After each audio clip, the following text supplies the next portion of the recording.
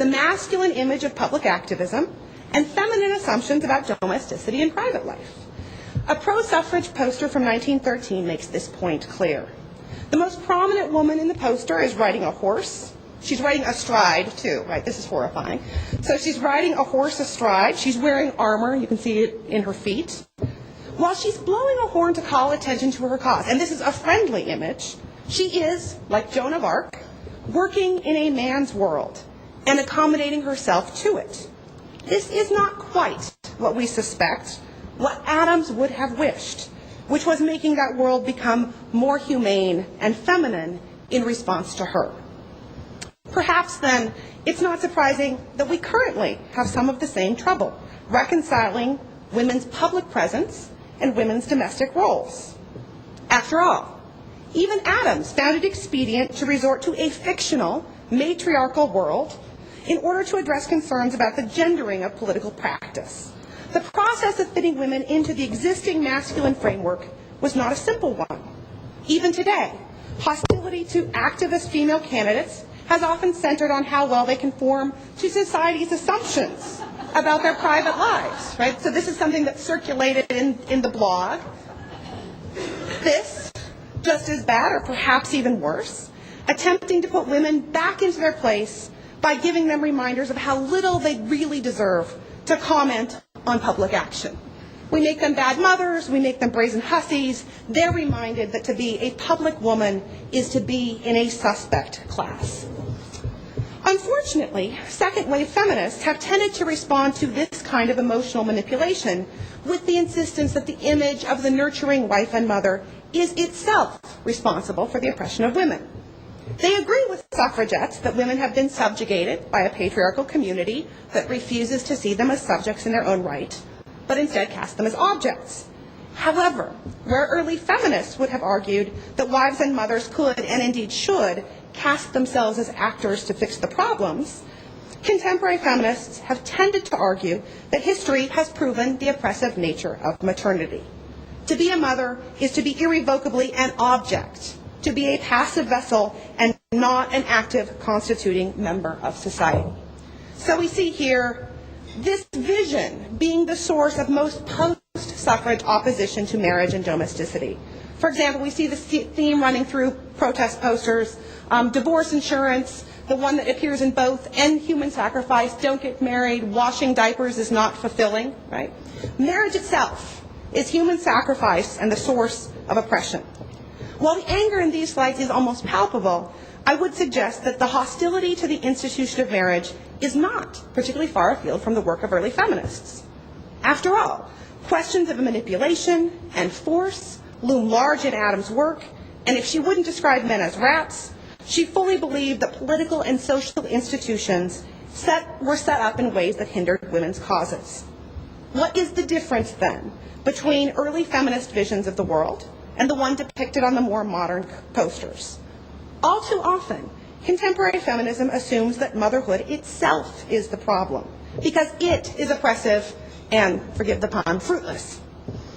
It is not that the historical context resulted in inequality and that masculine institutions used biology to oppress women, though they did, but instead that any emphasis on maternity is seen through the light of the oppressive lens of esteem as a de facto attempt to limit women to the home and to remove them from politics. For this reason, many second-wave feminists have prioritized a non-sexed individual rather than this communitarian mother. The following rally poster wants to, quote, free the female body from pain and inequality, put motherhood in a test tube. From this perspective, gender distinctions mean gender exclusion, and the solution to women's exclusion from civic life is their recreation as androgynous individuals. And yet, since political life and political right is masculine, the end result is that the individual is not really androgynous, but male. There is, in these later images, a slippage between opposing female subordination and internalizing patriarchal valuations of gender difference. Women become equal by denying motherhood, not by forcing society to accept them as equals who can give birth and whose strengths might sometimes stem from their maternal role. This denial of maternity is far from historical feminism. Instead of insisting that women, as women, have a unique and valuable role to play, arguments like this admit that yes, the male non-birthing body is our political standard, and the only way for women to advance is for them to become more like men, freeing themselves from their own biology. Is that where we want to go? Do we really want to insist that because society has traditionally used women's reproductive nature to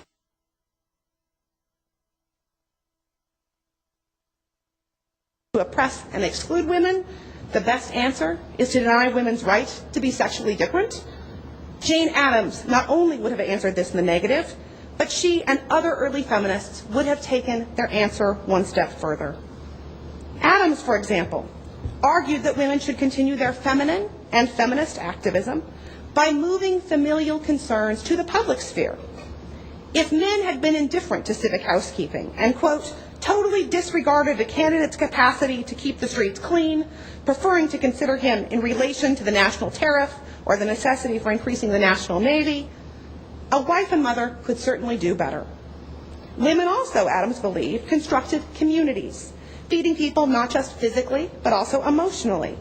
It was not that inequality stemmed from recognition of sexual difference, but rather that the masculine and individualist ideal failed to value human life and the development of community. What was their answer to this problem? They affirmed both maternity and unity, or the elevation of what they saw as feminine ideals. Addams was a passionate advocate of a moral formation that would help both men and women to work together to a more perfect community. Addams insisted that just emphasizing one's rights and demanding a redistribution of power would not work to solve the problem of an unjust society. Here she followed still earlier feminists who claimed that instead of prioritizing individual desires and selfish practices, all members of society needed to advance against the torrent of their own passions. The point was not to transfer the ability to give in to whim from men to women, from funding expensive navies to fashion shows, for example. Rather, the end result was to channel all human impulses in the service of the reconstruction of society, to make people see, quote, life as wealth, and to sacrifice their personal interests for the greater good of the community. This was a quality mothers were assumed to have, but certainly one demanded of men as well. This was not to discount equality. Social transformation required equality because a just society was one where both men and women were able to function for the good of the world. If women were slaves and unequal partners, then they would perpetuate slavery and inequality. But the early feminists this way offer us a vision of the future that repudiates the androgyny and the radical individualism of much contemporary feminism. An examination of their world insists on a broader conceptualization of historical feminism's concerns. Of course, given the feminist emphasis on community, we should probably add nuance to the Ladies' Home Journal article of 1913. While it works exceptionally well as a satirical commentary, it was a bit misleading for Addams to posit that in a matriarchal society, men would ever have had to argue for the franchise. After all, community values of self-control and unity would also tend to recognize, as the early feminists did, that women and men are both integral parts of the whole, that woman's cause is man's cause, and vice versa. In short, they already knew that we rise and fall together.